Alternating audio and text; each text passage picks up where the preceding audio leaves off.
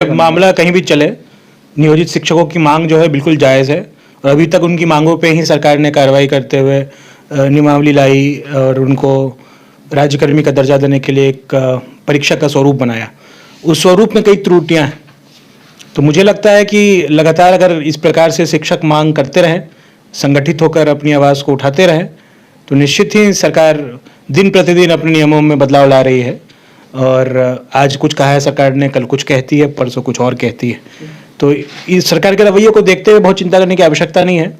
संगठित होकर मांग को निरंतर प्रेस करते रहने की आवश्यकता है और कोर्ट में और कोर्ट के बाहर ज़मीन पर दोनों जगह अपनी लड़ाई लड़ते रहने की आवश्यकता है। नियोजित शब्द से ही मुझे थोड़ी आपत्ति है। जब शिक्षकों को शुरुआत में नौकरी दी गई थी तो उस समय शायद कॉन्ट्रैक्चुअल या नियोजित जिस शब्द का इस्तेमाल कर रहे हैं वो शब्द उनके लिए उचित था। उनकी जो नौकरी थी सेवा शर्तों में परिवर्तन करते हुए उनको रिटायरमेंट तक उनकी नौकरी पक्की कर दी। जब नौकरी पक्की हो गई तो नियोजित कहना गलत है। अब सरकार कह रही है कि भाई कुछ हम बेनिफिट्स जो हैं, जो बीपीएससी द्वारा बहाल शिक्षक हैं उनको जो मिल रहे हैं वो बेनिफिट्स हम आपको दे सकते हैं अगर आप एक परीक्षा जो हम आयोजित करेंगे उस परीक्षा में पास कर जाएंगे तब।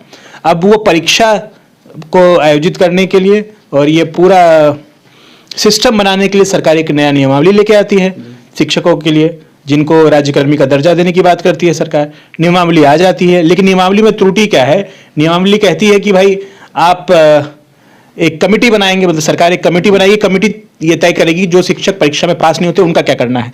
जब आप पहले से ही तय कर चुके हैं शिक्षक रिटायरमेंट के एज तक शिक्षक हैं, तो आप नियमावली मिला के उनके एक कमेटी बना दिया। और कमेटी ने क्या कहा, बड़ा इंटरेस्टिंग है, कमेटी ने कहा कि भाई जो शिक्षक 3 बार में सफल नहीं हो पाते या परीक्षा नहीं देते हैं उन शिक्षकों को हम बाहर का रास्ता दिखा देंगे। अब बाहर का रास्ता आप कैसे दिखा सकते हैं जब आपने उनको रिटायरमेंट की उम्र तक नौकरी करने के लिए आपने उनको ऑथोराइज किया है। तो अपने आप में कॉन्ट्राडिक्शंस है रूल्स में। परीक्षा ली जा रही है, शिक्षक कई लोग अपनी मर्जी से परीक्षा भी दे रहे हैं, कई लोग नहीं दे रहे हैं। जिनको आपत्ति उन्होंने नहीं दी, जिनको आपत्ति नहीं थी उन्होंने परीक्षा दी। अब सरकार कह रही है परीक्षा के बाद हम एडिशनल बेनिफिट्स देंगे, जो परीक्षा में पास करेंगे उनको एडिशनल बेनिफिट्स मिल जाएगा। देखिए यहाँ तक तो मामला सही है, जो शिक्षक नहीं है वो अपना बने हैं सेवा में, लेकिन उनको परीक्षा नहीं देने की वजह से आप नौकरी से निष्कासित कर देंगे। वो सरासर जो अभी नियमावली है बिहार सरकार जिसके तहत शिक्षकों को हैंडल करती है, शिक्षकों को जो सुपरवाइज करती है, उस नियमावली के और संविधान के जो मूलभूत जो ये हैं अनुच्छेद हैं उनकी भावना के विपरीत है। और मुझे लगता है नियमावली हाईकोर्ट में चैलेंज है और लगातार आप इस विषय में दर्शकों को बता रहे हैं, हम लोग सब लगे हैं। और ये नियमावली गलत है तो हाईकोर्ट तो इसको सेट असाइड। सरकार एक आध बार चालबाजी से सफल हो जाए कोर्ट में या कोर्ट के बाहर, लेकिन बार बार सरकार ऐसे सोचेगी कि ऐसे नियम विरुद्ध कार्य करके बच जाए कानून के दायरे से, तो बिल्कुल देखिए अब मुझे लगता है न्यायालय के भरोसे तो बैठे ही, न्यायालय के बाहर भी संघर्ष करें, संगठित रहे। और अगर जो लोग परीक्षा दे रहे हैं तो परीक्षा पे उनका पूरा ध्यान होना चाहिए, क्योंकि अगर आप किसी परीक्षा को देने के लिए राजी होते हैं, फॉर्म भरते हैं, तो उस शर्त को, उस नियम को आप मान रहे हैं, उस पे आप परीक्षा भी देंगे और आपत्ति भी करेंगे, ऐसा नहीं हो सकता। या परीक्षा दे रहे हैं तो आप बिल्कुल उनको उसको ऐसा माना जाएगा कानून की नज़र में, आप उसको नियम को मान रहे हैं, उससे सहमत हैं आप, और उसके बाद आप परीक्षा दे रहे हैं, परीक्षा में उत्तीर्ण है तो आपको सरकार ने जैसा वादा किया है वैसा बेनिफिट देगी। अगर सरकार ने वादा बेनिफिट्स जो किया है वो नहीं देगी तो फिर आप कानून की शरण में जा सकते हैं। लेकिन आपने परीक्षा में फॉर्म भरा है तो आप पूरी तैयारी करें।